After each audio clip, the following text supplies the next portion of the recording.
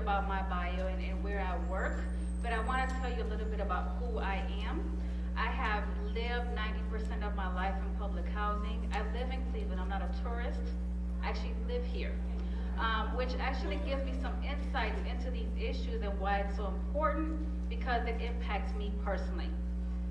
So I want to talk a little bit about the hypocrisy of a system that targets Black and brown women and their families for criminalization and incarceration, but then ignores their victimization. And as Dr. Rhonda pointed out, there's a strong history of that here. So I want to raise the name of Vanessa Gaze, who is a shero. She is a woman who was raped and attacked by Anthony Sowell, who made a police report, was disregarded, and didn't stop telling people what happened to her. Her persistence is why we found out that the city of Cleveland had not tested rape kits dating back to 1950. So I want to raise her up. I want to raise her up for what she did for every woman.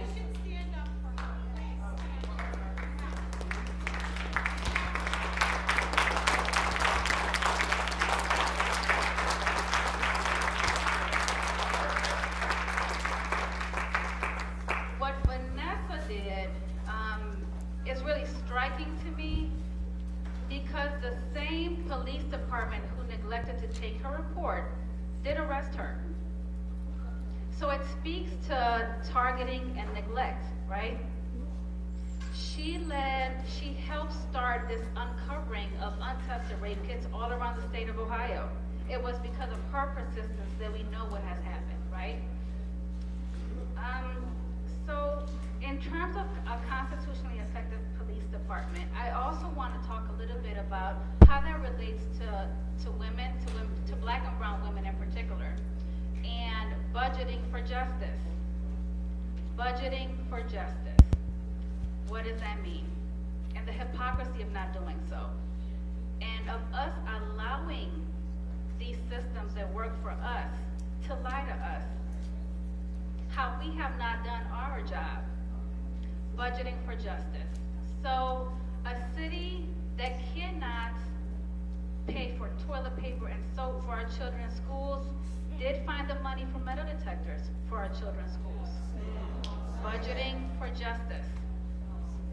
A city that could not test rape kits did test crack pipes for several years to unfairly criminalize Black people in the city of Cleveland.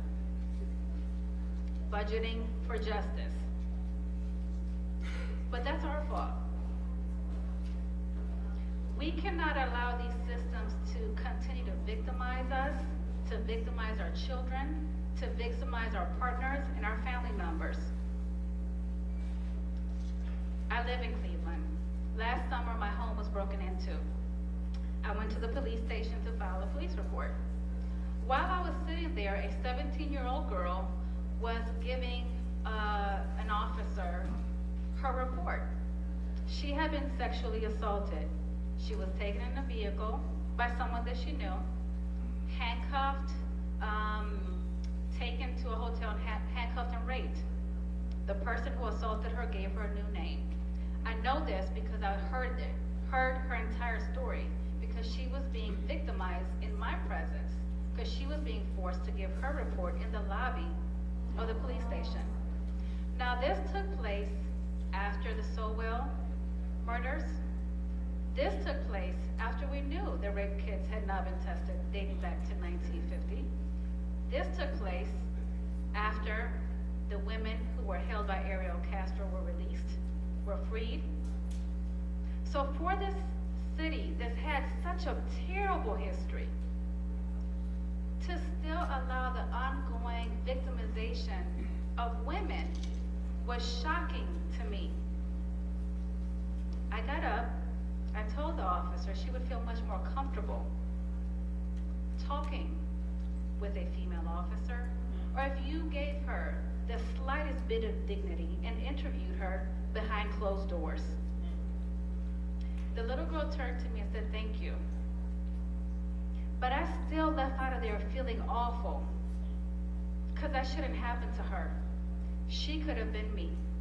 She could have been one of my sisters, my daughter, my mother. But that's what we have to do. Too often we have complained amongst ourselves and not made the noise that we need to make to protect our family, to protect the women in our community, to protect the men in our community.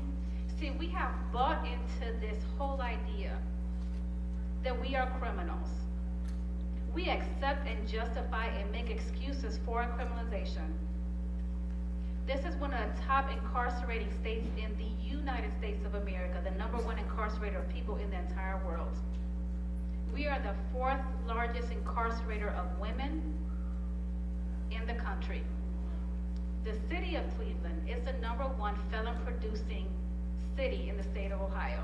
How did that happen? How did we let that happen? How did we allow a system to grow the victimization, the criminalization, and the incarceration of our people? When did we start protecting one another? How did we let that happen? We let this game, we allowed ourselves to buy this game. So that's why we have situations where a woman can be killed and her body can be left on the freeway and police can drive right past her and call her a deer. That's how that happens. That's how a 12-year-old girl walking her dog in the middle of an afternoon can be taken and raped by 7 men. And when she finally gets free to make a police report and is later dismissed and told that she's a runaway, that's how that happens.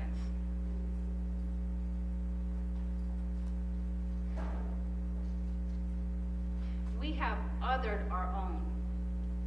And in othering our own, there's a price to pay. There's a price to pay. And until we recognize that we have allowed our money to be used to our detriment, we're not going to get out of this situation. We are not going to get out of this situation. The fact that the same police department that neglected to follow up on Vanessa's claims of being assaulted was the same police department that arrested her for a minor offense, there's something wrong with that. But we've endorsed it. We've endorsed it. Now, there is a reason why the focus of criminalization has been centered here in Cleveland, on Clevelanders. It's not that people from Cleveland are horrible people. We're not. I can tell you that. I'm not horrible. We're not from Cleveland. We're not horrible people. But when we have an economic system tied to the destruction of Cleveland residents, that's how we end up with the outcomes that we end up with. Now, I graduated from Case Western Reserve University. I started out as a business major. I had to change my major. I took econ, I want to say 2 or 3 times, and I realized that was not for me. But I do remember the rule of supply and demand, and investing, and the return on investment. Those are the only things I remember from the several classes I took in econ. We are getting our return on our investment. We have invested in the criminalization and incarceration of Black and brown people. We have invested in that heavily, which is why Ohio is one of the top prison states in the nation, which is why Cleveland is the #1 felon-producing city in the entire state of Ohio. We've been doing good. We've been getting our return. We haven't been investing in constitutionally effective policing. We have not been investing in the true model of protect and serve. We have not been investing in protecting, especially as it relates to Black people, in particular Black women or Black children. The fact that 12-year-old Tamir can be shot and that his 14-year-old sister is the only one thinking to give him aid, that should offend all of us. And we have to, in that offense, we cannot let this moment pass. We cannot let this moment pass because it has happened before. It has happened before. It has happened before, and we cannot let it happen again. And we have to take control of our government. This is our government. We pay for it. Say that one again. Excuse me. Excuse me. We have to take control of our government. Because until we start demanding changes in budgets, things are going to continue to be as they are, as they have been. Until we start demanding and checking those budgets and holding those officials accountable on a regular basis and calling them out, that's how we get the changes that we need to get. We have to be persistently protecting our communities. The truth is that we're all here today because we know that that change can happen, that we have to be strategic, that we have to be coordinated, and we have to be persistent. Because children need us to do that, because women need us to do that, because men need us to do that. Thank you.